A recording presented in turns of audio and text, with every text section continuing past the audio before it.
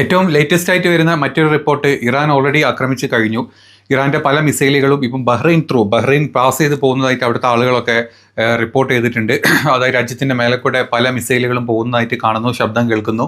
അതുമാത്രമല്ല, എത്രത്തോളം മിസൈലുകൾ ഈ ഇസ്രായേലിൽ പതിച്ചു എന്നുള്ളതിനെ പറ്റിയുള്ള ഡീറ്റെയിൽസ് വരുന്നതേ ഉള്ളൂ. കാരണം വിത്തിൻ 20 മിനിറ്റ്സിൽ ഇറാന് അടിക്കാൻ പറ്റും ഇസ്രായേലോട്ട് എന്നുള്ളതാണ് കണക്ക്. അത് ഏകദേശം 1500-1600 കിലോമീറ്ററാണ് ഈ ദൂരപരിധി കാണിക്കുന്നത്, എയർ ഡിസ്റ്റൻസ് കാണിക്കുന്നത്. പക്ഷെ അതൊന്നുമല്ല, അതേ സ്ഥാനത്ത് ഖത്തർ എന്ന റിപ്പോർട്ട് വരുന്നുണ്ട്. ഖത്തറിന്റെ ബേസിലോട്ട് ഇറാന്റെ മിസൈലുകൾ വന്നു. ആ മിസൈൽ വന്ന ഒരു മിസൈല് ഖത്തറിന്റെ പാട്രിയോട്ട് അമേരിക്കയുടെ ഡിഫൻസ് സിസ്റ്റം അതിനെ തകർത്തു എന്നുള്ള റിപ്പോർട്ടുകളാണ് വരുന്നത്. അൽ ജസീറക്ക് ഖത്തറിന്റെ സേനാ ഭാഗത്തു നിന്നുള്ള റിപ്പോർട്ടുകളായിട്ട് വരുന്നുണ്ട്. ഖത്തറിലെ ആളുകൾക്ക് അതിനെപ്പറ്റി അറിയാം, അല്ലെങ്കിൽ ഇവർ സൗണ്ട് കേൾക്കുക അല്ലെങ്കിൽ സ്ഫോടന ശബ്ദം കേൾക്കുകയൊക്കെ ചെയ്തിട്ടുണ്ടെങ്കിൽ ഒന്ന് കമൻറ്റ് ചെയ്യണം അവിടുത്തെ അവസ്ഥകൾ എന്താണെന്നുള്ളത്. ഇറാനി കണക്ട് ചെയ്യാൻ പറ്റാത്തത് കൊണ്ടാണ്. അതുപോലെ തന്നെ ഒരുപാട് ഫ്ലൈറ്റ് സർവീസുകൾ കംപ്ലീറ്റ്ലി ഇസ്രായേലിലോട്ട് പോകുന്ന കംപ്ലീറ്റ് ഫ്ലൈറ്റ് സർവീസുകൾ സ്റ്റോപ്പ് ചെയ്തിട്ടുണ്ട്. അവിടുത്തെ ഇപ്പം നമ്മുടെ എയർ ഇന്ത്യ വരെ തിരിച്ചു വിളിച്ചു എന്നുള്ള വാർത്തകൾ വരുന്നുണ്ട്. അപ്പം ഖത്തറിലോട്ട് ഓൾറെഡി അവർ ആക്രമണം നടത്തി തുടങ്ങിയിട്ടുണ്ടെങ്കിൽ അതും ഇസ്രായേലിൻ്റെ അല്ലെങ്കിൽ ഇറാൻ്റെ മിസൈലുകൾ അവർ ഇൻ്റർസെപ്റ്റർ വെച്ചിട്ട് ക്ലോസ് ചെയ്തിട്ട് അല്ലെങ്കിൽ അവിടെ സ്റ്റോപ്പ് ചെയ്തിട്ടുണ്ടെങ്കിൽ ഉറപ്പാണ് ഖത്തറിലോട്ട് ബാക്ക് ടു ബാക്ക് ഇനി ഡ്രോണുകളും മിസൈലുകളും ഇറാൻ വിടും. ഖത്തർ ചെറിയൊരു സ്ഥലമാണ്. ഒന്നോ രണ്ടോ മിസൈലുകൾ ഇറാൻ്റെ സ്ട്രോങ് മിസൈൽ, ഏതെങ്കിലും ബാലിസ്റ്റിക് മിസൈൽസ് അവിടെ വീണ് കഴിഞ്ഞാൽ തന്നെ ഖത്തർ തന്നെ ഇല്ലാണ്ടാവും, അല്ലെങ്കിൽ ദോഹ എന്ന് പറഞ്ഞാൽ ആ ഒരു ഭാഗം തന്നെ ഇല്ലാണ്ടാവുന്ന അവസ്ഥയാണ്.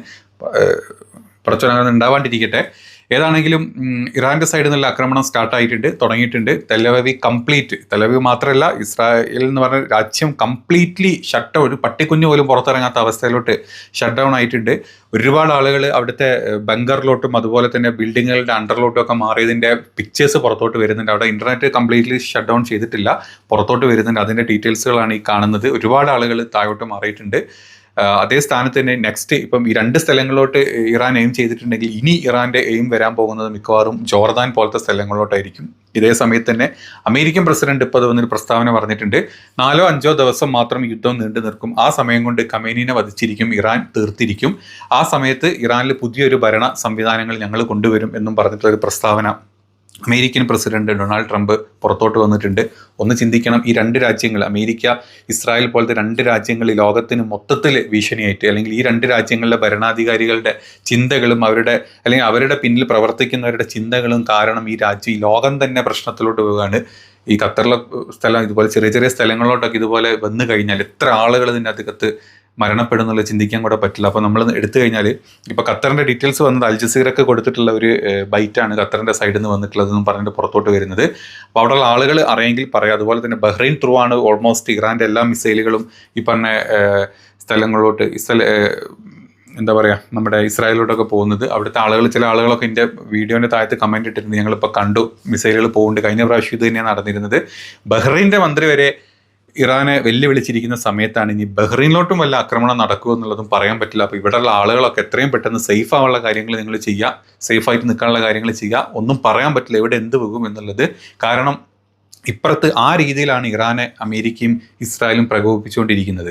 അപ്പം അത് വളരെ മോശമായുള്ള രീതി. കാരണം ഇറാൻ ഒന്നുമില്ല, ഇറാൻ്റെ 4 ഭാഗത്തുനിന്നുള്ള ഇറാൻ്റെ കൂടെയുള്ള ഇസ്ലാമിക് കൺട്രീസും അതുപോലെ തന്നെ ഈ ജൂത കൺട്രിയും അതുപോലെ തന്നെ അമേരിക്കൻ കൺട്രിയും എല്ലാവരും ഒരുപോലെ ഇറാൻ ആക്രമിക്കും. ഇറാൻ ഇനി ഒന്നും നോക്കാനില്ല, ഇറാൻ തിരിച്ചടിക്കും എല്ലാ സ്ഥാനത്തോട്ടും. അവരുടെ കയ്യിലുള്ള 5000-6000 മിസൈലുകളാണെങ്കിൽ അത് കംപ്ലീറ്റ്ലി അവർ വിട്ടിട്ടാണെങ്കിൽ അവർ തിരിച്ചടിച്ചിരിക്കും. ആളുകൾ സേഫായിട്ടിരിക്കുക. ഇനി അതേ സ്ഥാനത്ത് തന്നെ സ്വർണ്ണവില, ക്രൂഡ് ഓയിൽ വില, മറ്റ് എല്ലാ സ്റ്റോക്ക് മാർക്കറ്റ് എക്സ്ചേഞ്ചുകളൊക്കെ പലതും കൂടും, പലതും തകരും. വല്ലാത്തൊരവസ്ഥയിലൂടെ ലോകം മൊത്തം ഒരു മാന്യത്തിലോട്ട് പോകും. ഈ അവസ്ഥയിലാണ് യുദ്ധം മുന്നോട്ട് പോകുന്നതെങ്കിൽ. അപ്പം നമുക്ക് കിട്ടിയ ഏറ്റവും ലേറ്റസ്റ്റ് റിപ്പോർട്ട് ഇതാണ്, ഖത്തറിലോട്ടുള്ള ആക്രമണത്തിനെ പറ്റിയാണ്. ഇനി അതല്ല, പുതിയ റിപ്പോർട്ട്സും കാര്യങ്ങളും വരുന്നുണ്ട്, പറയും. ഇനി എത്രത്തോളം മിസൈലുകൾ, ഏകദേശം 60 മുതൽ 70 മിസൈലുകളും ഡ്രോണുകളുമാണ് ഇപ്പം ഇറാൻ ഇസ്രായേലിലോട്ട് വിട്ടത് എന്നാണ് പറയുന്നത്. അതിൽ എത്ര എണ്ണം അവിടെ പതിച്ചു എന്നുള്ളതിന് ഡീറ്റെയിൽസ് വന്നിട്ടില്ല.